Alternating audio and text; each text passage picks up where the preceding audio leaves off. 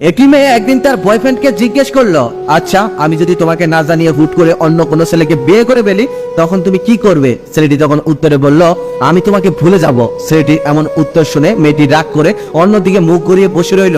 ছেলেটা তখন আবারও বলল, এটাই সব থেকে বড় সত্যি কথা, আর যতটা না দ্রুত আমি তোমাকে ভুলে যাব তার থেকেও বেশি দ্রুত তুমি আমাকে বলে যাবে। প্রেমিকা তখন আবারও প্রশ্ন করে বলল, কিরকম?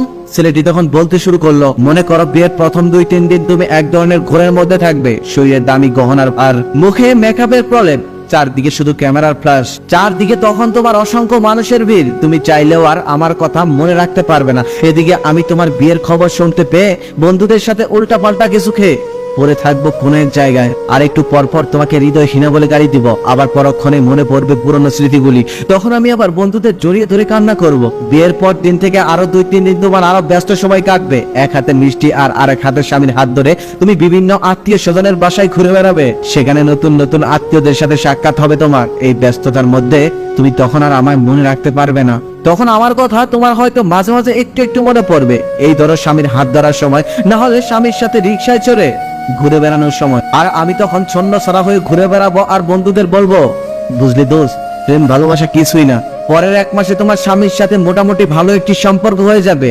শপিং, ঘোরাফেরা, কত শত প্ল্যান, আর স্বামীর সাথে হালকা মিষ্টি ঝগড়া, ততদিনে তুমি বিরাট সুখী। আমি ততদিনে বাপ মা, বন্ধু কিংবা বড় ভাইদের জারি খেয়ে মোটামুটি সোজা হয়ে গেছি, ঠিক করে নিয়েছি এবার কিছু একটা করতে হবে, তোমার থেকেও সুন্দরী একটা মেয়েকে বিয়ে করে তোমাকে দেখিয়ে দিতে হবে। এতদিনে সবাই আমাকে বলবে আমি সবকিছুই ভুলে গেছি, কিন্তু আমি তখনও মাঝরাতে তোমার SMS গুলো বের করে দেখবো আর কান্না করবো। পরে 2-3 বছর পর তুমি আর কারো প্রেমিকা নেই, কারো নতুন বউ নেই, তুমি মা হয়ে গেছো, তখন পুরাতন প্রেমের স্মৃতি আর স্বামীর আহ্লাদের থেকে বেবির ডাইপার আর ফিটার নিয়ে তোমার চিন্তা বেশি, অর্থাৎ ততদিনে আমি তোমার জীবন থেকে মোটামুটি পার্মানেন্টলি ডিলিট হয়ে যাব। এদিকে আমিও একটা ভালো কাজ পেয়েছি, বিয়ের কথা চলছে, মেয়েও পছন্দ হচ্ছে, আমি এখন ভীষণ ব্যস্ত। এবার সত্যি আমি তোমাকে বলে গেছি, শুধু রাস্তাঘাটে কোনো কাপল দেখলে তোমার কথা মনে পড়ে, তবে দীর্ঘশ্বাস আসে না।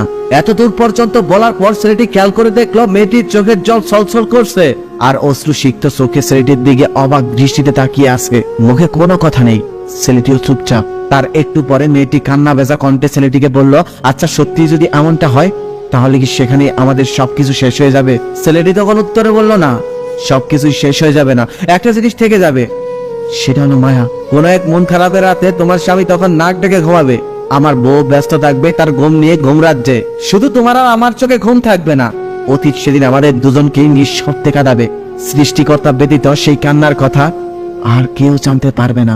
মনে রেখে সময় হারিয়ে যায়, মানুষ হারিয়ে যায়, ভালোবাসা নষ্ট হয়ে যায়, তবে মায়া কখনো হারায় না, মায়া থেকে যায়, জীবনের শেষ পর্যন্ত মায়া থেকে যায়।